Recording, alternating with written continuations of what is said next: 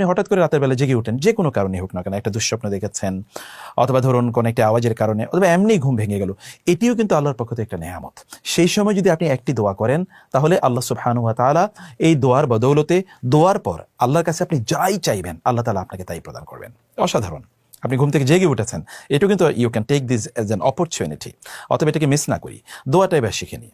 দোয়াটা খুবই সিম্পল, যেটাকে আমরা এটা পুরোটাই আমরা জানি, কিন্তু একটু আপনাকে সাজিয়ে পড়তে হবে।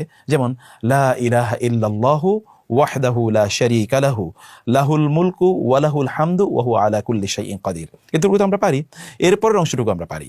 এরপরে আপনি পড়বেন সুবহানাল্লাহ ওয়ালহামদুলিল্লাহ ওয়া লা ইলাহা ইল্লাল্লাহু ওয়াল্লাহু আকবার।